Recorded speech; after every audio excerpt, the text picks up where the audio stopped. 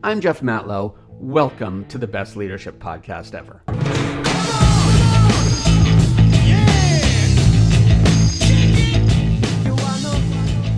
Have you heard about the Iceberg of Ignorance? We're going to talk about it today, okay? There's a quote by Robert Evans that has always stuck with me. It's this: there are three sides to every story: your side, my side, and the truth, and no one is lying. Right? Isn't that a great quote? I mean, it's simple, yet somehow profound, and it's got great insight into the fact that perception matters. It's the acknowledgement that we each can have different perceptions of the same subject and both be right, which is probably advice I could give to every single married couple out there. Remember that game called Telephone that we used to play as kids where, one kid comes up with a phrase and whispers it in the ear to another, and then they whisper one kid to another, and eventually it comes back to the originator. And usually the final version is some poor, hopefully humorous rendition of what was initially said. And everybody laughs. Right, the lesson from that game is that the further removed you get from the message, the more diluted it becomes. In adult terms, the more degrees of people you are removed from a message, the less likely you are to hear about it or understand its true meaning. This is really evident and can be pretty darn impactful in the workplace.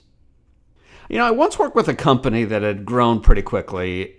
They became an industry leader, and they continued to innovate, though they did it a bit slowly, but they were on the verge of being acquired. The CEO had a bunch of energy, and in the all-staff meetings, he always told the employees how amazing everything was and how grateful he was for them that they were ushering in this new phase of the company. And he was honest about it. He always asked if anybody had questions, but the employees rarely asked any. So he told the staff he had an open door policy and they should never hesitate to talk to him. He went to sleep every night with calmness in his mind and a smile on his face because he knew that the company was headed in the right direction and that the employees were happy. Unfortunately, he was wrong. You see, the employees were walking away from the all-staff meetings feeling discouraged. They actually thought that the CEO was a fake. They thought he was just pretending that the problems would go away if he ignored them. Because there were problems. There were meaningful problems. In fact, there were problems so big that people were looking for new jobs. From the employees' perspectives, the company was actually in shambles. Despite their growth, budgets kept getting slashed, which meant the existing employees had bigger workloads. And despite the company's position in the market, they weren't developing new products as fast as the competitors. Oh, and despite the chance of being acquired, the employees didn't understand the vision of the company and why they were actually working so hard. So you may wonder why the CEO, who came to the meetings with this genuine excitement, why he didn't pick up on all the issues. And it's because of a different perspective. You see, from the CEO's perspective, it was all logical. Budgets had to be tightened in order to increase the company's value. And innovation had slowed because they had to prove they could generate more revenue from existing products. And the company vision wasn't reinforced because the leader was spending all his time on the acquisition, which was more important for the long-term health of the company. Everything from the executive perspective was purposeful, and it was all geared towards achieving the desired outcome and growing the company. The CEO assumed everybody knew that and understood the perspective.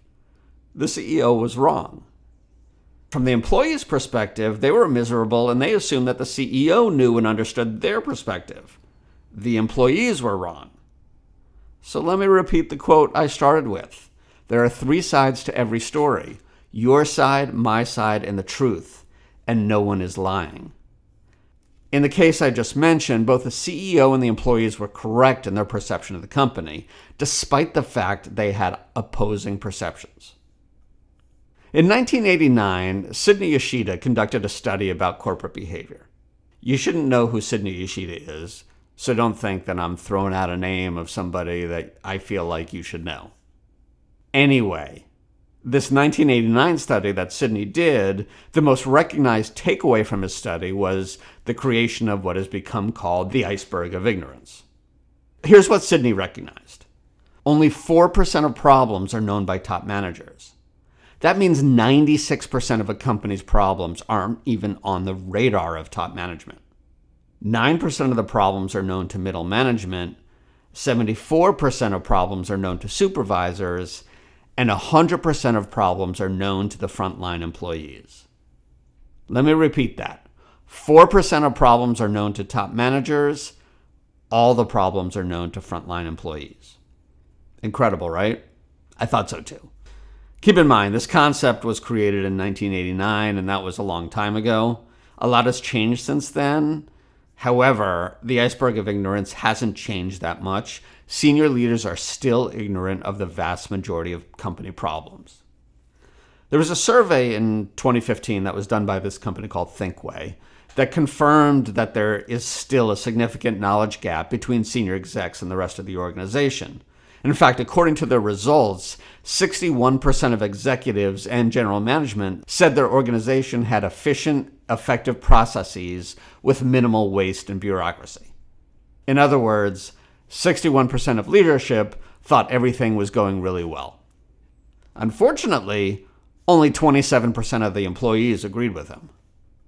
In other words, 2/3 of leadership thought the company was productive, and 75% of the frontline employees disagreed with them. That's an enormous gap in communication. The fact remains that senior leaders and frontline employees will probably always have different perspectives on a company. That's normal. They're doing different jobs and have different day-to-day goals.